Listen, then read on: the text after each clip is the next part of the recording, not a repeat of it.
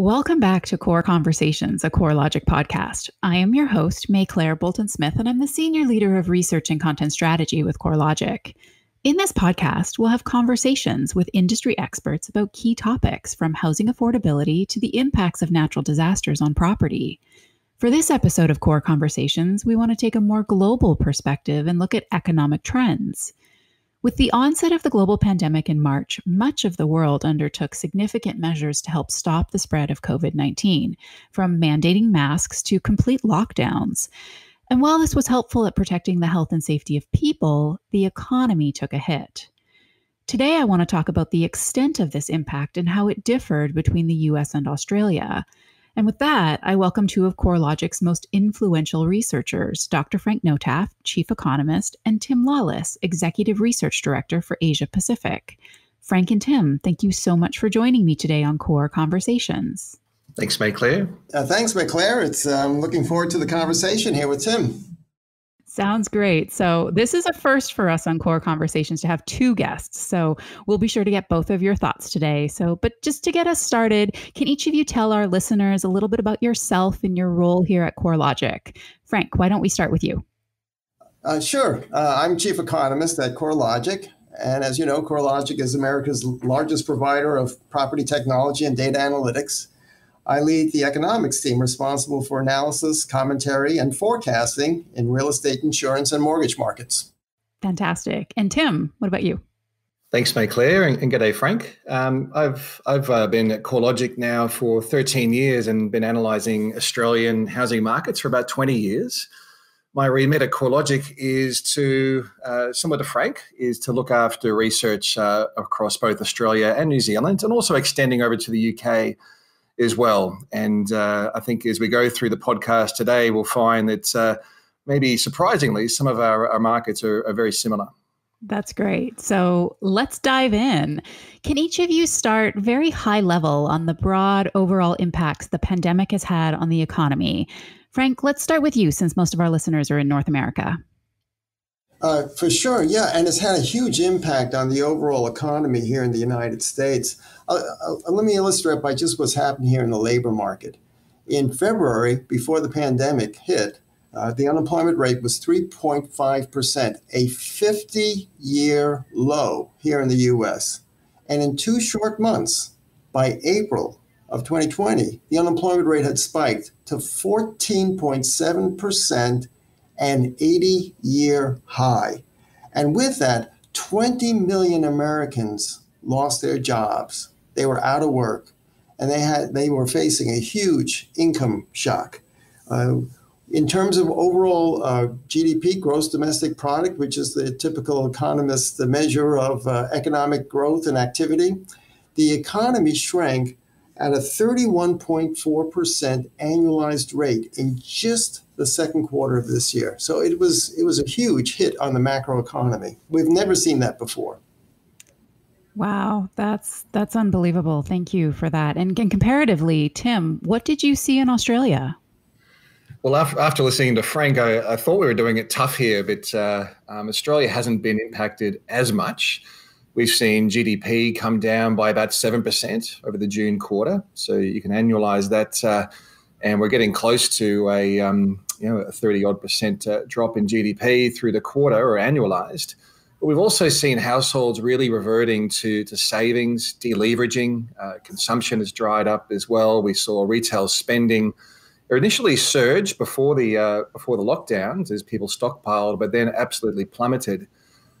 Jobs markets haven't been hit quite as hard either. We've seen unemployment move from around 5.5%, getting close to the 8% mark, and we've seen about 7% of Australians lose their job as well. But most of those job losses were in the more highly casualised sectors of the workforce around hospitality workers, arts, recreational services, that type of thing. But all this hasn't really lasted all that long. We've already started to see the economy starting to pick up a little bit, mostly thanks to the fact that we flattened out the virus curve quite effectively and quickly. That's great. Yeah. And I think we'll get into it a little bit more too. And I think, the way that each country has responded and has been a little bit different. So I think we'll get into some of that. I think the timeline in terms of the effect on the economy was pretty similar, though, in both of our countries. And I think that has to do with kind of the rapidity with which the pandemic spread across the world. The World Health Organization declared a global pandemic on March 11th. And just 2 days later, here in the US, the president declared a national emergency. And so I think the timeline of the effect has actually been probably pretty similar in both countries. Yeah, I think especially in the early phases, and Australia moved into very harsh lockdown situations from very, very early in May, and then that lasted through to early April, and then lasted through to early May. And that gave the economy a chance to, well, first of all, shut down and flatten out the virus curve. But since about June, July, we've been starting to see Australia's economy chug back into life. In fact, it's been very regionalised and very localised, depending on where lockdown situations have either been implemented or relaxed. So markets like Perth or Brisbane or Darwin have actually seen housing markets bounce back to record highs, whereas in markets like Melbourne or Sydney, which are Australia's two largest cities, where the virus has been a little bit more aggressive, we have seen further lockdown situations which have seen economic conditions much weaker.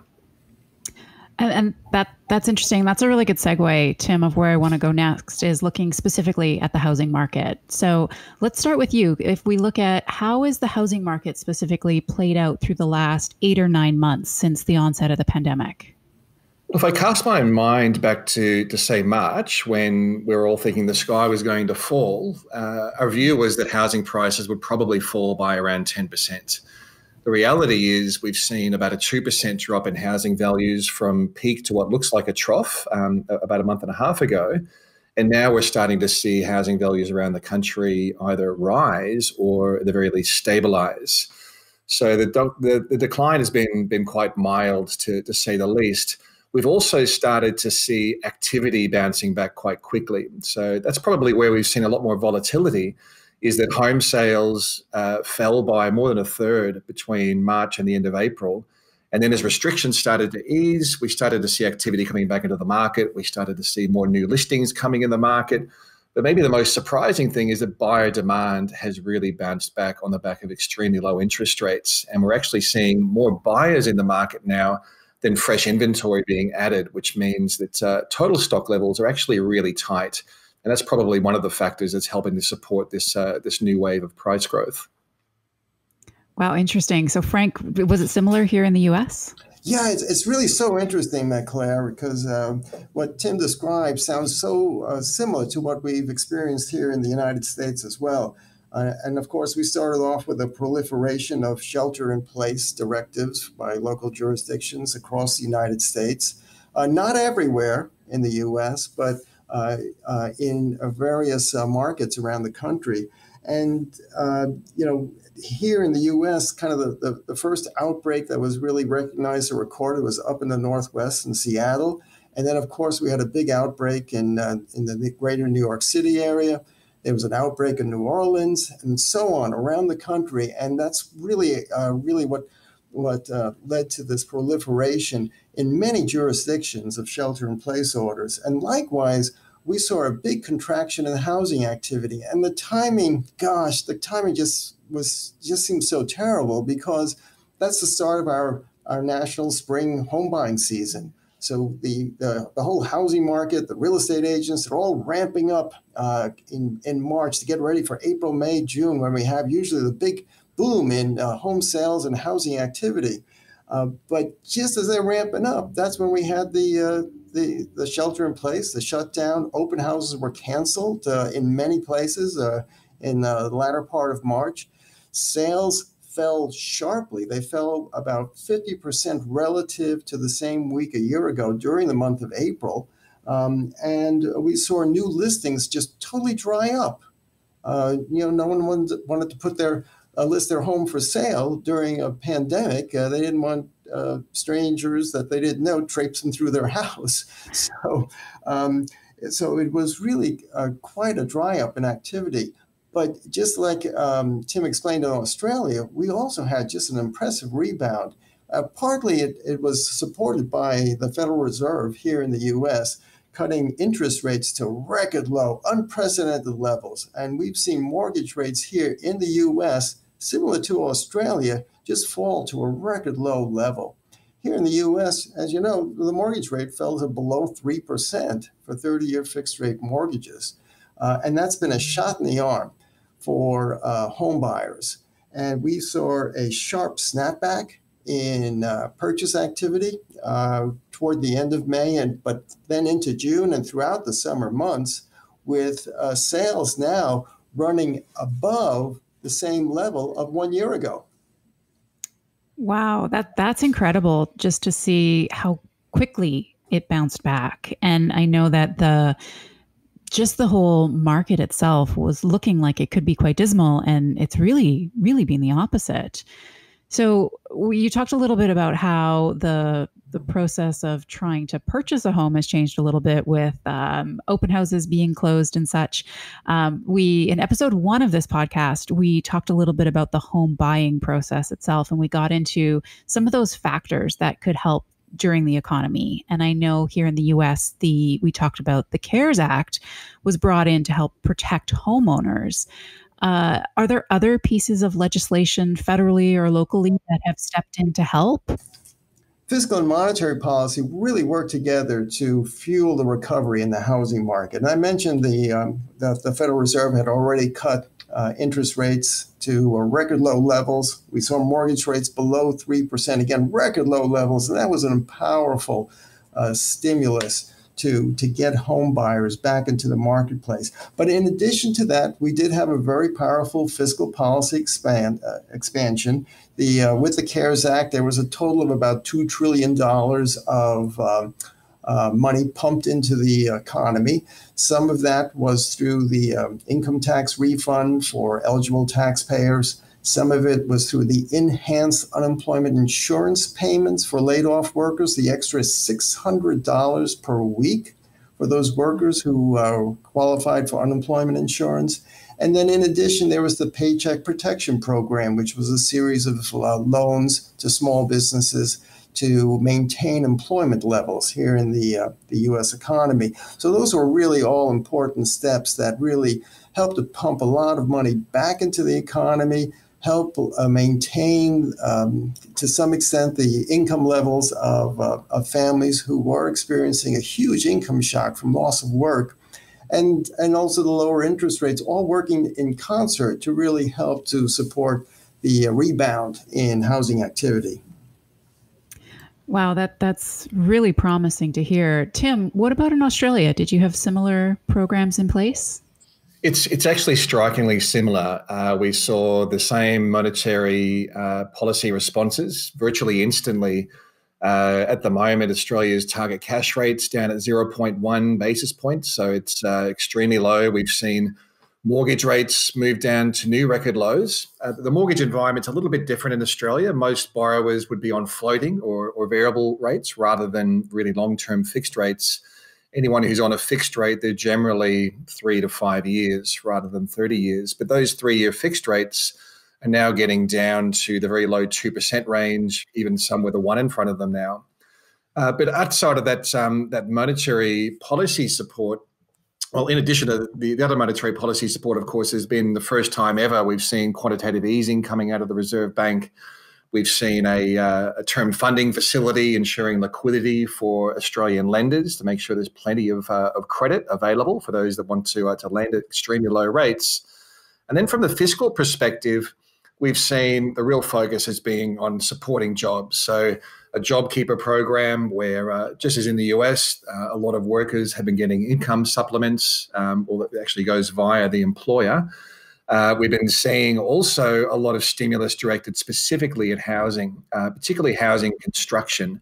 So a home builder program where you can get a $20,000 or $25,000 lift if you're going to do a new build or a substantial renovation would be a good example of that as well. And then on top of all that sort of fiscal and monetary policy support, we've also seen the prudential regulator over here, which is APRA, has come out and they've loosened up some of the banking regulations as well, which just makes it a little bit easier for lenders to ensure that credit is flowing as easily and quickly as what it possibly could be. So it's all those factors combined have really what's kept housing prices quite stable, if not actually putting some upwards pressure.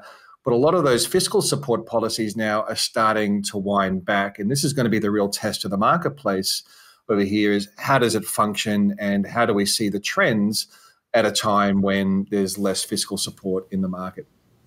That's really interesting, and really just first of all, a bright spot through a lot of the pandemic, and with a number of people out of work and people fearing to lose their homes, probably just have these programs in place to help through. But now to see what's this going to mean moving forward, now that some of these programs may no longer exist. So let's get into that a little bit more. So you both noted that the housing markets in both the U.S. and Australia have held up remarkably well through this period of disruption and all the uncertainty. We're currently sitting in November. Are we out of the woods now, or what's the outlook on the housing market conditions for the next 12 months or so? Tim, why don't we start with you this time? Well, it's pretty clear the markets in Australia is gathering some momentum at the moment, at a time when we are seeing this wind down of fiscal support. And at the moment, we're also seeing the expiry of all the mortgage repayment deferrals that were granted as well are starting to run out. And what I mean by that is, in March, it was announced that anybody who was experiencing distress through the COVID period in their mortgage repayments could defer their home loan initially through to the end of September. That was then extended through to the end of March of next year.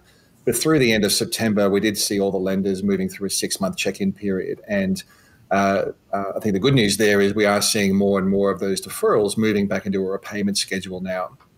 Only about 7% of mortgages are now under a repayment deferral.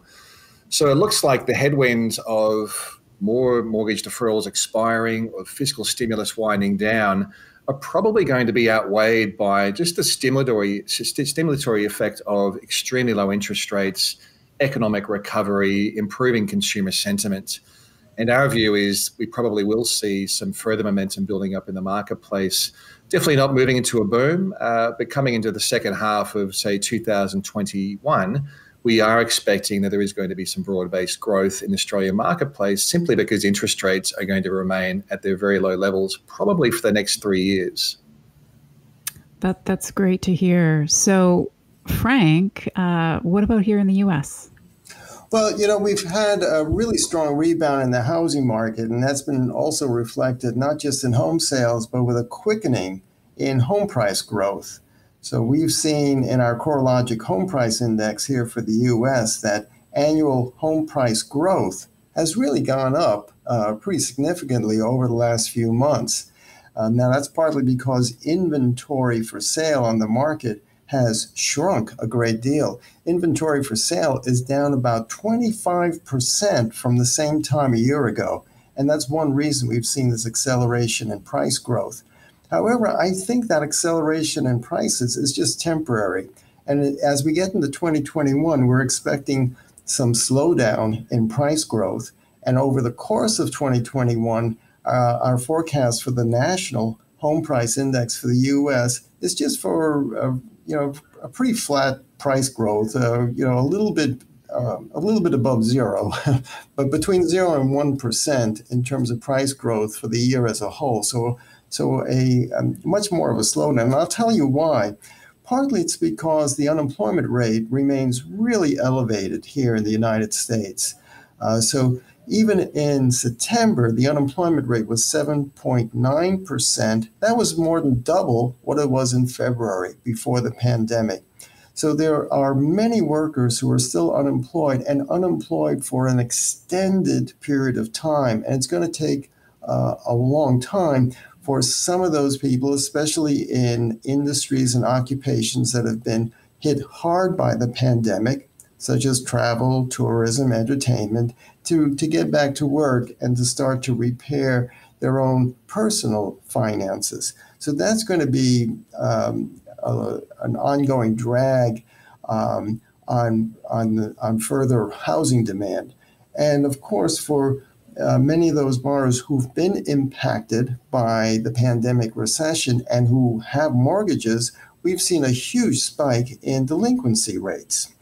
Now, fortunately, under the CARES Act, there is 12 months of forbearance provided to those borrowers who have a federally backed mortgage loan, and that'll help them initially through this very challenging period of financial stress that they're going through. But many of these borrowers will be coming out of that 12-month of forbearance by next spring, and I'm concerned that they will still be challenged in their ability to make mortgage payments. And so we're going to see very high levels of delinquency. And we're expecting by the end of 2021 to see more than 2 million home loans where the borrower is at least 90 days delinquent. So there's still some challenges out there in the marketplace. So some slowing of home price growth, an elevated level of mortgage delinquency. But on the other hand, continuing solid increases in home sales for those prospective home buyers who've kept their jobs, have ample income and financial savings.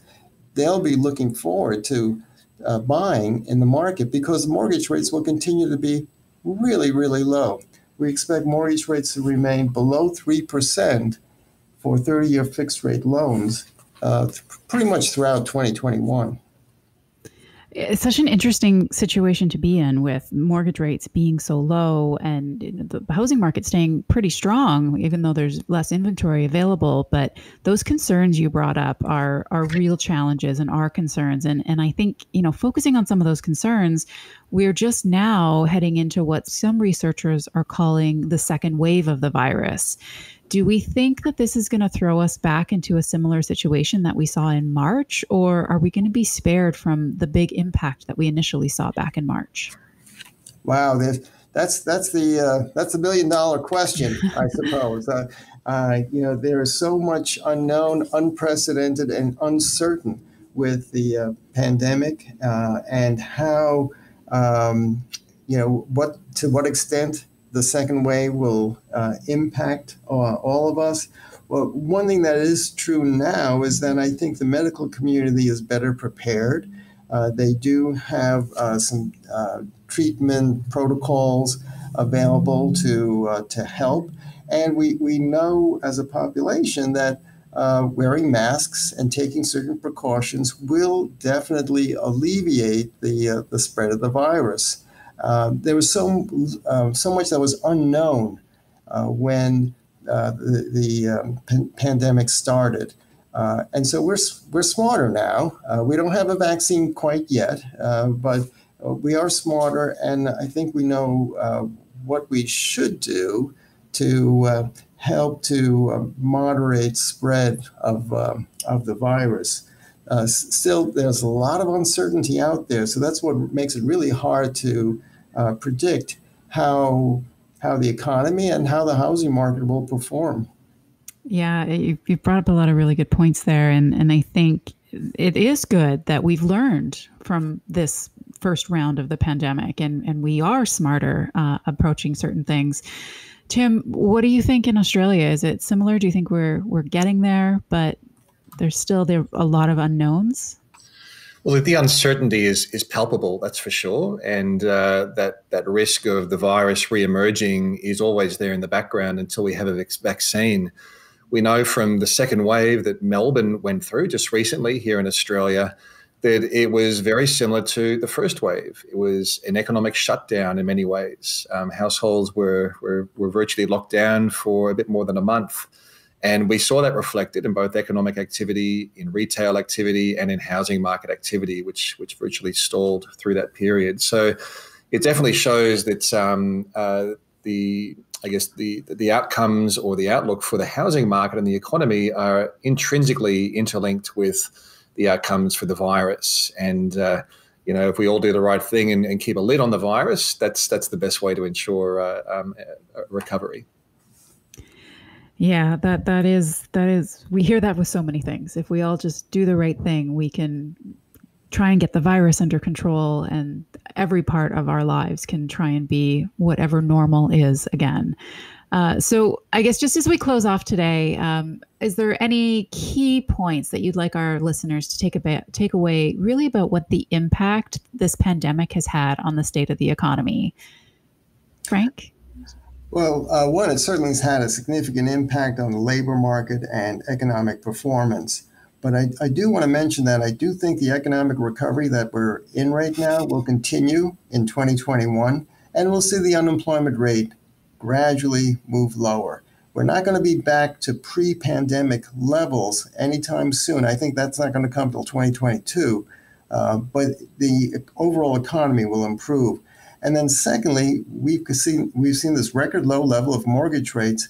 I do expect low mortgage rates to prevail over the course of the next year, with 30-year fixed rate mortgage rates below 3% through the most or all of 2021. And finally, home price growth, which has been so vibrant in recent months.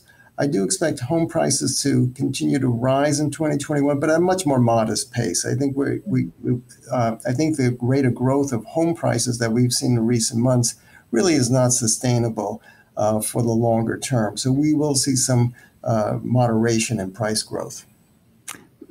But the moral of the story of what I heard you talk about there, Frank, is it's positive. It really does look to be a positive outlook for the future. And that is something I think a lot of people can really get excited about after all of the uncertainty and the pain that so many people have been through this year. Tim, what about you from an Australian perspective? Again, it's really similar to Frank's comments. The next 6 months will be characterized by a variety of headwinds. Similar to the US, it's the labor market slack that's probably going to be most challenging. We're not expecting unemployment to come down swiftly at all. This will be a very gradual process, which means that wages growth will probably remain quite benign, if not even negative. But on the positive side, we are expecting interest rates to remain low for probably at least the next 3 years. And by saying that, I don't expect rates are going to rise from their super low levels. And the Reserve Bank of Australia has been very clear they won't lift rates until inflation starts to get back into their 2 to 3% target range. That's definitely going to take a couple of years, or until labor markets start to reach full employment, which implies an unemployment rate around 5%. It's going to take some time to get there as well. So it's my view that those tailwinds of very low interest rates, of economic recovery, of additional fiscal support that was announced recently in the federal budget, I think there'll be enough to outweigh the headwinds, but we're not expecting an extremely strong rate of growth in housing markets, at least until we start to see the economic recovery and labor markets tightening more so than what they have at the moment. Yeah, thanks for that, Tim. No, that is the key point really is, the impact that the unemployment has had and the impact on the labor market is huge, but not all doom and gloom. There does, as both you and Frank did mention, there's a lot of positive with the outlook on the housing economy and with mortgage rates continuing to stay low. Hopefully, the future is very uncertain, but there's some positive moments to look forward to. So this has been so great to have you both here. Thank you both so much for joining me today on Core Conversations, a CoreLogic podcast. Thank you, Maiclaire. Thanks, Maiclaire. Thanks, Frank. So for more information and insights on the property market and the housing economy, please visit corelogic.com/insights. I hope you've enjoyed our latest episode looking at both the US and Australia and how the same global event has impacted each of them. Please remember to leave us a review and let us know your thoughts, and subscribe wherever you get your podcasts to be notified when new episodes are released. Tune in next time for another Core Conversation.